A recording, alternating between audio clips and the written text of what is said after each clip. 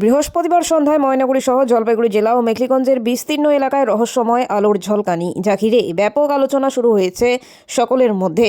লোকমুখে গুঞ্জন, কোথায় পড়তে পারে এই বস্তু, কি হতে পারে এই বস্তু।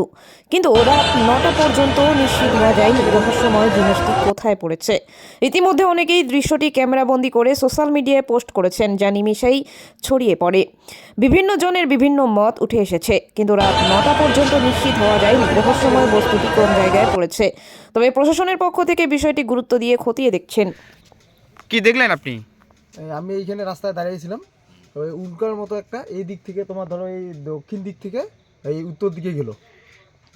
তারপর আর দেখতে পাননি? না না, ওইখানে মানে প্রায় তোমার ধরো 100 মিটার আলোটা দেখলাম, হ্যাঁ। তারপর তো আর নাই ওইদিকে আর দেখা পাইনি। শব্দ শুনতে পেয়েছেন কিছু? শব্দ ওরকম কিছু শুনতে পাইনি। তখন একটা বাইক রাস্তায় ছিলাম, তো বাইক তখন একটা গেল, এর জন্য শব্দ শুনতে পাইনি। না। কোথায় পড়েছে, কোথাও এটা কিরকম কোনো না না না, ওরকম কিছু আমি জানি না। মানে আপনার মাথার উপর দিয়ে চলে গেছে? মানে ওরকম করে হ্যাঁ, মোটামুটি তোমার ধরো 30 ফিট হাইট, মানে হাইটের উপর দিয়ে গেছে ওই ঢুকে, আর অন্য কিছু আর জানা নেই। কোন জায়গা এটা? এটা হচ্ছে সর্দারের বাড়ি, হেলাবাকরি। হেলাবাকি।